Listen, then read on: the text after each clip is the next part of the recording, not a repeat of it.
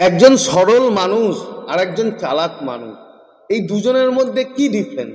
বন্ধু, একজন সরল মানুষ সবসময় ভালোবাসা চায়, যে তাকে সেই মানুষটা, তার কাছের মানুষটা ভালোবাসে। কিন্তু একজন চালাক মানুষ, সে নিজেকে এমনভাবে তৈরি করে, এমনভাবে অ্যালাইন করে যে তাকে মানুষরা ভালোবাসতে বাধ্য হয়। তো এই ব্রহ্মাণ্ডের কিছু নিয়ম আছে, সেই নিয়ম যদি তুমি একবার বুঝে যাও, তাহলে বন্ধু তোমার লাইফে তুমি যা চাইবে সেটাই হয়তো পাবে। তো কেমন?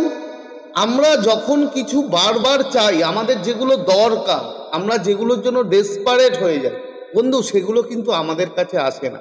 আর যেগুলো আমরা চাই না, মানে যার যার উপরে আমাদের কোনো ডাউট নেই, কোনো নিড নেই, সেই জিনিসগুলোই কিন্তু আমাদের লাইফে বারবার ফিরে আসে। তার কারণ সেই জিনিসগুলোর সাথে আমি অ্যালাইনড হয়ে যাই, আমরা এমনভাবে তার উপরে উঠে যাই যে সেইগুলো আমাদের কাছে অটোমেটিক আমাদের কাছে চলে আসে। যেরকম ধরো, তুমি জীবনে কষ্ট চাও না, কিন্তু বারবার দেখবে, তুমি লক্ষ্য করে তোমার লাইফে কষ্টই আসছে, একের পর এক, একের পর এক তোমার লাইফে কষ্ট আসছে। তুমি হয়তো টাকা চাও, তুমি হয়তো লোন চাও, তুমি দেখবে শত চেষ্টা করেও তুমি লোন পাবে না। কেন?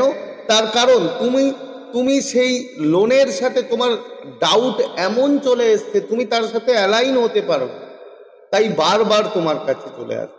আর ধরো তোমার ব্যাংকে যখন লাখ লাখ টাকা আছে, তোমার লোনের কোনো প্রয়োজন নেই, তুমি তার উপরে উঠে গেছো, যেটা প্রয়োজন নেই তার মানে তার সাথে তোমার কোনো ডাউটই নেই, তুমি পুরো অ্যালাইনড হয়ে গেছো। এবং যখন অ্যালাইনড হয়ে যাবে, দেখবে তোমার ব্যাংকে লাখ লাখ টাকা থাকা সত্ত্বেও তোমাকে পাগল করে দেবে যে লোন নাও, লোন নাও, লোন নাও। তো এই দুনিয়ায় আমরা যখন জন্ম নিই, জন্মাবার পর থেকেই কিন্তু এই নিয়মগুলো আমাদের মধ্যে কার্যকর হয়।